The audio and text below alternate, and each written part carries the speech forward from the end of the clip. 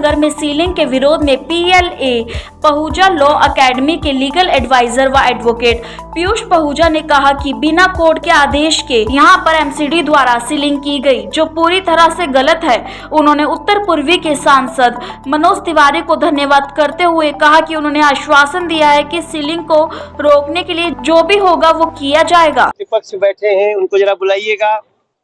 और जो coaching centre basement के अलावे सील हुए हैं, हम उनको खुलवाने के लिए पूरा प्रयास करेंगे और हमें विश्वास है कि हम सफल होंगे। हमारे MCD के नेता प्रतिपक्ष राजा इकबाल जी हैं। हम लॉ के तहत ही आगे बढ़ रहे हैं और हमें पूरा विश्वास है कि कानून के तहत मुखर्जी नगर कल भी चलता था, आज भी चलेगा और कल भी चलेगा। हमने उन बच्चों को अपने पास बुला लिया है और हर चीज का समाधान बातचीत से संभव है। जब हम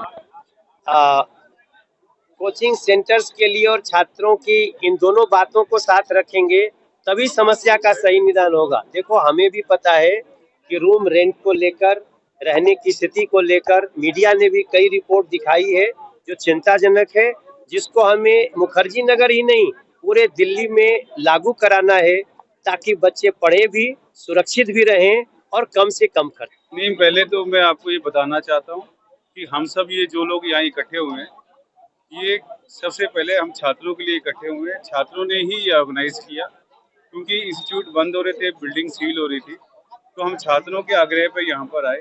रही बात रेंट की, तो वो हम RW के साथ और जो हॉस्टल वालों से बात करेंगे, वो एमिकेबली इसका रिजल्ट निकालेंगे। पीयूष पहूजा ने कहा कि उनका खुद का ऑफिस जो एडवोकेट का था उसको भी सील कर दिया गया।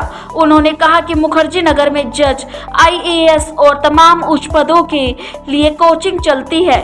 यहाँ से पढ़कर छात्र छात्राएं सफलताएं प्राप्त करते हैं। Advocate Pahuja law academy legal advisor, ये आज जैसे आप न्यूज़ चैनल से देख पा रहे हैं, सारे कोर्ट के केसेस से देख पा रहे हैं, एक मुखर्जी नगर बहुत ही बड़ा एक इशू बना हुआ है, क्योंकि ये पूरा एजुकेशन का हब था मुखर्जी नगर, जिससे रिलेटेड इतनी सारी रिट पिटीशंस फाइल हुई पड़ी है और सारे MCD के ऑफिशियल्स हो गए और जितने भी मतलब अधिकारी हो गए, सारे MCD के ऑफिसर जो है मुखर्जी नगर को सील करने के ऊपर, या आए दिन आप सुनते आ रहे न्यूज़ के अंदर सारे ऑफिस सील किए जा रहे हैं MCD बिना किसी कोर्ट के ऑर्डर को। तो ये ऐसा लगता आ रहा है कि पूरे मुखर्जी नगर जो बहुत ही बड़ा एजुकेशन हब है, जहाँ से जजेस, एडवोकेट, IAS ऑफिसर, IPS सारे बनते आ रहे हैं, तो उसे बिल्कुल ही खत्म करना चाह रहे हैं, क्योंकि कुछ कंप्लेंट्स हमारे यहाँ पे ब्लैकमेलर है, एक्सटॉर्शनिस्ट है, वो बिल्कुल मतलब मुखर्जी नगर का पूरा जो है एक बिल्कुल जो हब है उसे हटाया जाए और जो पूरा एक समझो वेल्थ अवस्था चल रही है हमारे यहाँ पे, क्योंकि जैसे जैसे मुखर्जी नगर एक हब बना पड़ा है, तो एक नॉर्मल जो अपना व्यवस्था है पूरी अच्छी से बन रही है, तो उसे बिल्कुल खत्म करना चाह रहे हैं। तो उसके लिए जैसे आज मनोज तिवारी जी, हमारे माननीय सांसद जी भी आए थे, तो उसमें यही डिस्कशन हुआ था कि जो जिस तरह से सीलिंग एक्शन इलीगल तरीके से MCD कर रही है अपनी मनमानी तरीके से बिना किसी कोर्ट ऑर्डर के, तो उसे स्टॉप किया जाए और ये मुखर्जी नगर का हब है उसे बचाया जाए। यहाँ बचाओ के आपने देखा होगा बैनर लगे हुए, तो ये सिर्फ छात्रों तक नहीं है, ये यहाँ के छोटे छोटे दुकानदार, छोटे छोटे रेडी पटरी वाले, उनकी भी बचाओ की आवाज़ है। और कुछ तो छात्र ही ऐसे हैं जो पढ़ते भी हैं और यहाँ व्यापार भी करते हैं। कुछ निम्न जहाँ आय वर्ग के जो हैं उनसे आते हैं, वो बेचारे मेहनत करते हैं। कोई रेडी पटरी लगाता है, कोई छोटी सी दुकान किराए पे ले रखी है और पढ़ता भी है। और मुखर्जी नगर में पिछले 24 साल से अध्यापन के साथ जुड़ा हुआ हूँ। ये मुखर्जी नगर जो लगातार सिविल सर्विसेज का एक हब बना हुआ है और यहाँ पर पढ़ने वाले बच्चे आज इस वजह से उनकी पढ़ाई दुष्प्रभावित हो रही है कि कुछ MCD के सिर फिरे अफसरों ने अपने खाली ईगो पर आकर सील कर दिया। मैं Manikant Singh, director the study. ये मुखर्जी नगर का मेरा तीसरा पुराना इंस्टीट्यूट है और मैं आपको बताऊं कि हम लोग सबसे यहाँ सुरक्षित और बेस्ट बिल्डिंग में रहते हैं। इसमें द स्टडी है, PLA है और कुछ और संस्थाएं हैं और हम लोगों ने फायर की भी बहुत ज़्यादा सेफ्टी कर रखी है। मैंने देखा बच्चों के जो चेहरे पे खुशी होती है जब उनको पढ़ाई मिलती है, जब प्रॉपर ढंग से पढ़ाई होती है। ऐसा नहीं कि सिर्फ कॉलेज और स्कूल में जैसा इंडिया में देखा जा रहा है कि बहुत जगह गैप है पढ़ाई में। कोचिंग की ज़रूरत कैसे आई? कोचिंग की ज़रूरत तो यहाँ से आई ना, जहाँ पे गैप है वहाँ पे फुलफ़िल किया जा रहा है।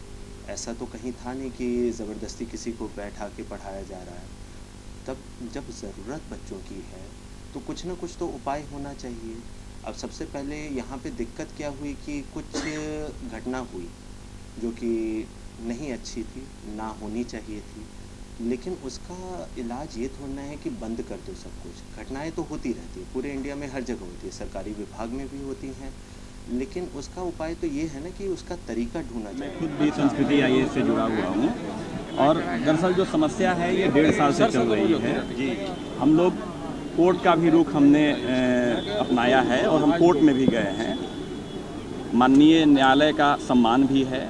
मुझे सिर्फ एक ही बात ऐड करनी है कि हाई कोर्ट और सुप्रीम कोर्ट के ऑर्डर के बावजूद भी जो डी सीलिंग के ऑर्डर हो गए हैं, उस डी सीलिंग के ऑर्डर को जब एमसीडी ने देखा कि बात नहीं चल रही है, वहाँ का कमिश्नर कोर्ट के अंदर पहुँच गया और बोला कि यहाँ पर अगर ये पास हो गया तो 13,000 करोड़ रुपए का नुकसान हो जाएगा।